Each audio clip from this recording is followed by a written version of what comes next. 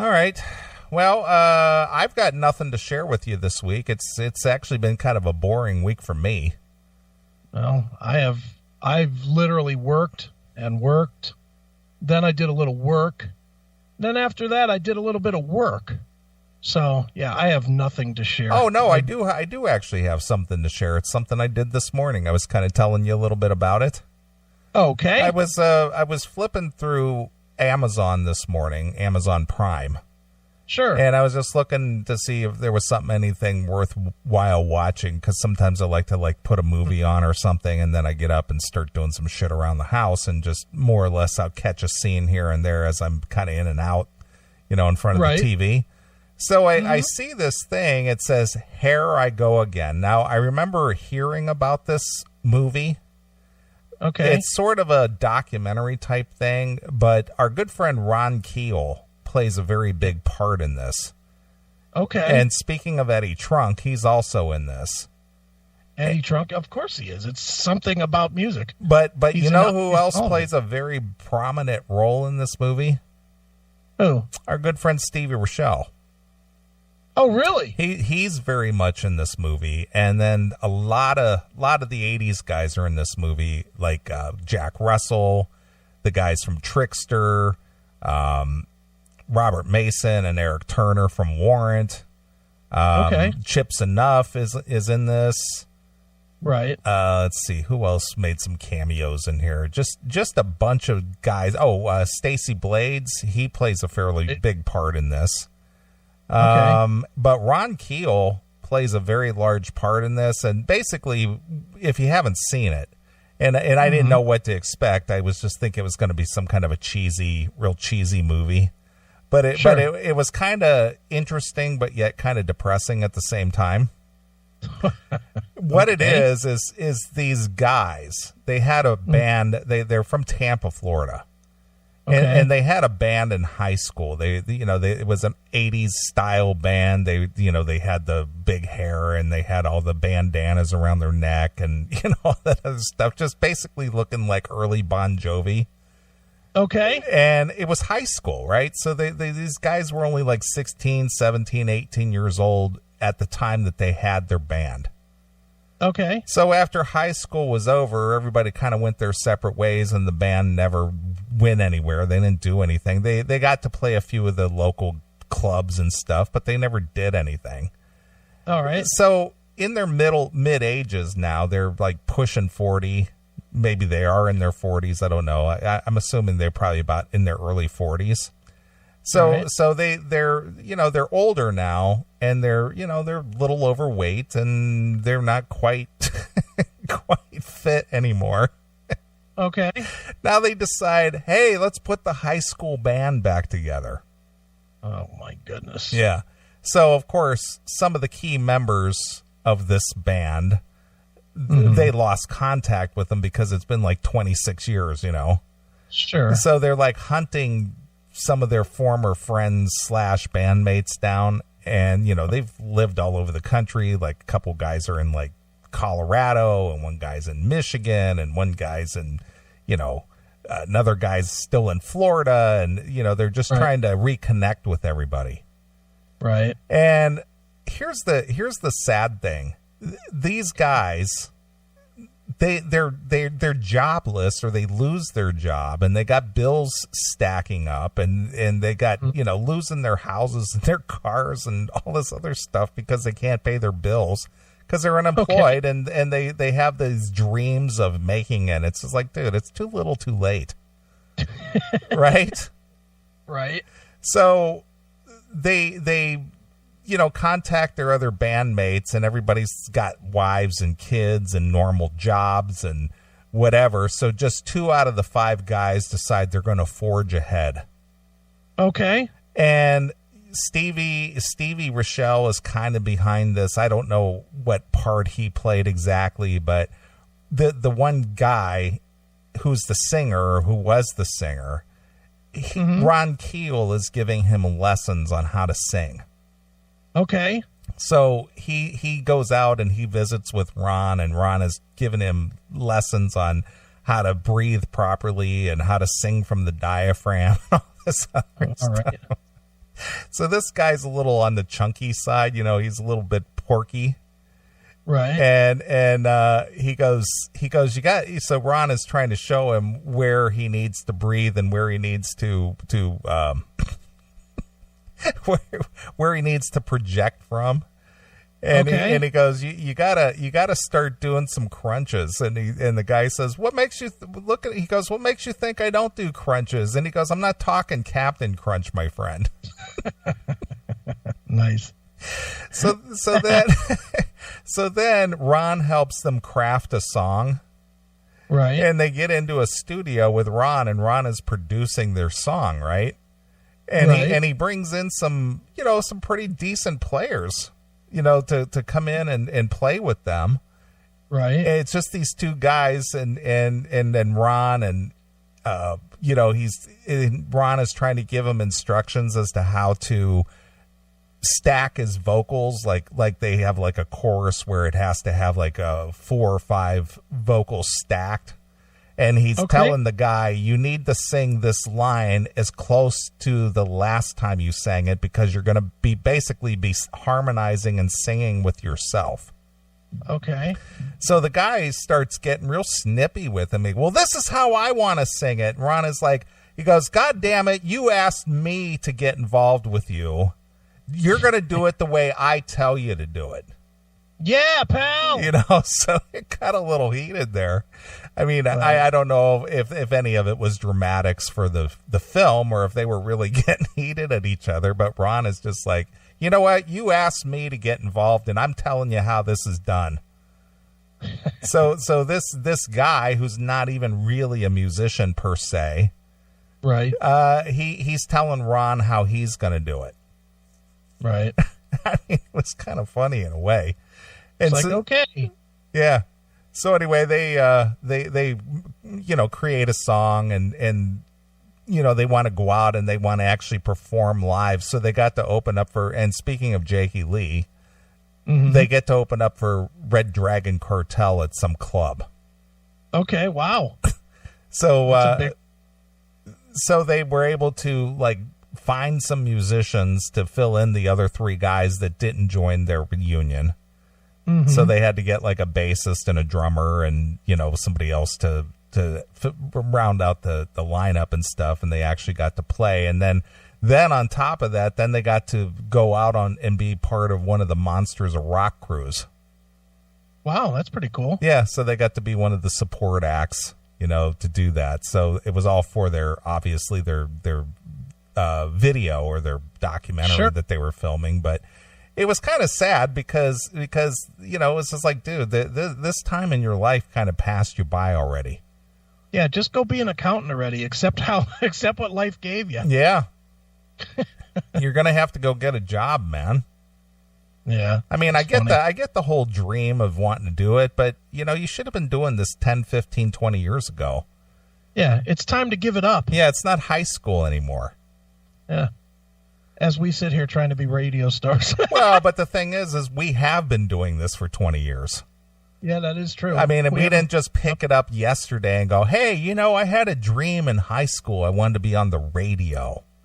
Yeah, man. No, we've been slugging it out for 22 years.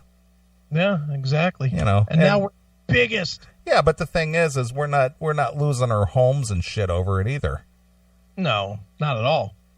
Not at all. Neither one of us considers it a quote-unquote business. No, not at all. So anyway, if you want to see kind of an interesting documentary and see a lot of your favorite 80s guys commenting on, where the music business is today and, any kind of encouraging words that they could give these guys. And these guys got, they got interviewed on Hair Nation radio. And they were on DC 101 in Washington, and this was like documentary. Yeah, it was like a documentary type thing. Yeah, it wasn't just a goof. No, it was a real thing. I thought it was like a movie. No, it wasn't like a Jack Black type movie type thing. This was actually a documentary of a couple of guys who wanted to, put their band back together and give it one shot to make some music and play in front of an audience or something. Oh, then I definitely have to watch these guys looking like tools. So I thought it was like like Detroit Rock City or something like that. No. It wasn't a spoof movie. These are two real dudes who set out to at least play in front of an audience for once or something. All right, we got to ask when we have Ron on the show next. We got to ask him about this. Yeah, because I remember hearing about it, and you know who else made a cameo in this, which I thought was kind of goofy because this kid is just a dork. But that Andrew kid from that hair metal mansion. Andrew? Yeah. They got all the big names in this one. Yeah, he made like some comment.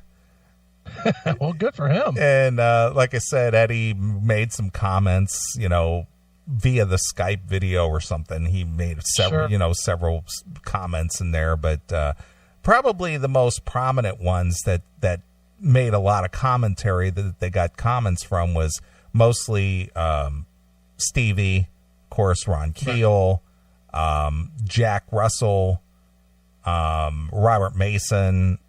Okay. Lorraine Lewis from Femme Fatale. She talked, she had a lot to say.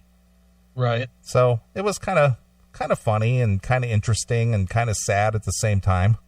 Mostly sad. Kind of sad. It was kind of pathetic, but the guys. Was it mostly? Come on. Mostly. because these guys were broke. They had no money. The one guy had to sell his house because he was so far in debt he had to get rid of his house. He had to sell his house, but he was still trying to be in a fucking band? Yes, that's what's kind of sad and pathetic about it. What a douche. Yeah. So they had to pack up their shit and put a lot of it in storage and move out of the house and, And the thing is they also got Steve Blaze from Lillian Axe. Okay. To step in there and help them, do some guitar lessons, and the Peavy company stepped in. Stevie Peavy. No, not Stevie Peavy. I'm talking about the music equipment company. Sure. Peavy donated like some amps and shit like that. Okay. Yeah. So they did get a little bit of sponsorship for some, I think Dean Guitars threw in a couple of guitars. Sure. I wonder if they regret it now that they see what it turned into. I don't know, man, but it was kind of goofy. That's funny. But you got to watch it, though. It's on Amazon Prime. I mean, you have to buy it to watch it.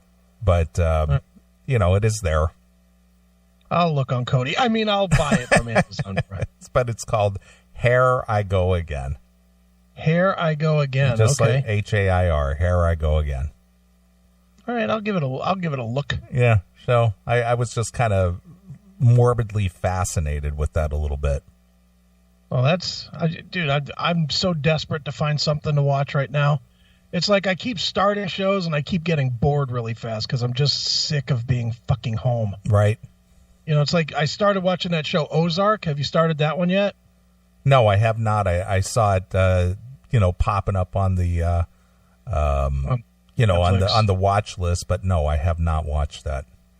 Dude, that show is everything that I would watch. It's got murder. It's got drug dealers. It's got laundering money. I mean, it's everything I love in shows. And I watched like 6 episodes, and now I'm just like, I can't make it to the fucking finish line. It's only like 10 episodes long.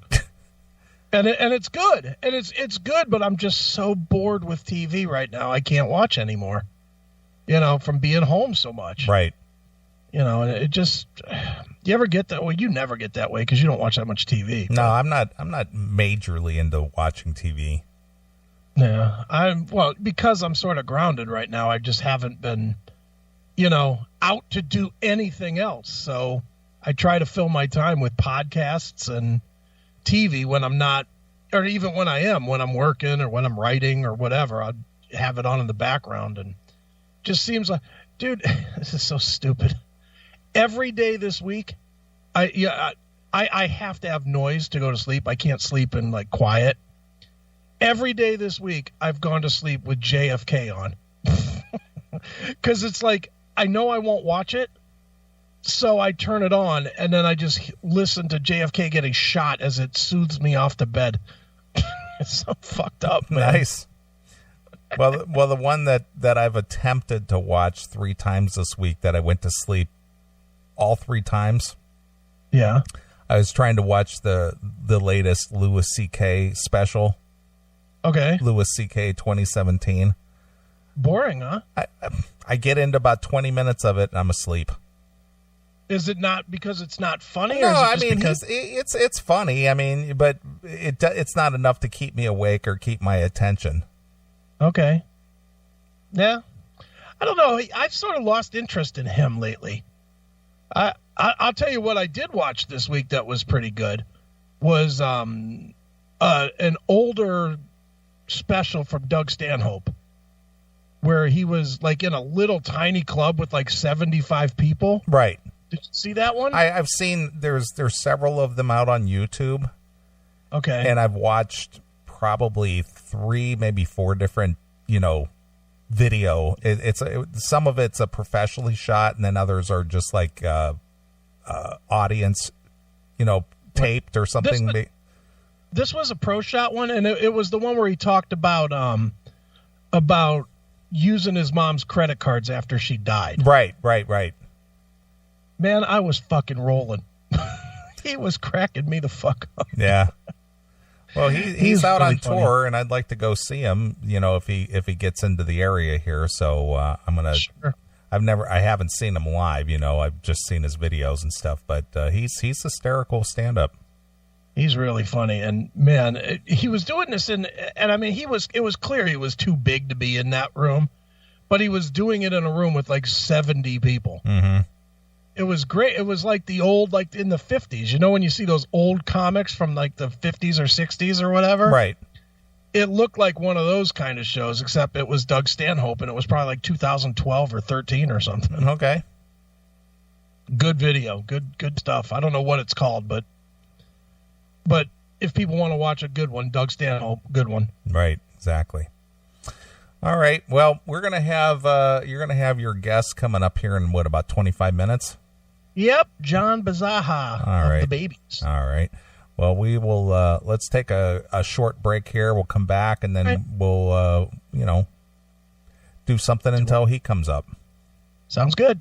All right. Well, is there something you'd like to hear? How about you got that Addicts Demon? Addict Demons? Yes, I do. Give me something off of that. I don't care what. Pick the longest one. Pick the longest one? Yeah. All right. Well, the name of the band is called Addicts, Attick Demons. Addict Demons. Addict Demons. Yeah. They're good, man. Pick any song. They're good. I still don't know the names of the songs, but I know I like the band. Okay. Let's see here. I haven't listened to these guys at all, so let me flip through the titles here real quick and see. Hold it, while you're doing that, I'm just going to address this since it's in the chat room. We're not going to play the new Dokken song anymore. Not until we had permission from Don to play it last week. That's the end of it. We're not going to play it again until it's officially at least released to radio. Yeah, exactly. Because it's gonna be released with the DVD set, and you were just those who got to hear it last week. You were just lucky enough to hear it because we got to play it at the end of the show, and that's the first and only time you're going to hear it until it's we can actually play it for real. Yeah, I must have got 30 emails this week. Dude, you got to put it out on YouTube. No, you can't do that, dude. We're not putting it out anywhere. It's an unreleased song. Yeah, the only place that you get to hear it was last week on our show. If you happen to be listening when Don was in a good mood, you got to hear it. If not, you're going to wait. That's it. You can play some Dokken, though, if you want to. Yeah, I know. I got the waiver this week. Yeah, we got the waiver from Don. Sure. So we can play some Dokken. Okay.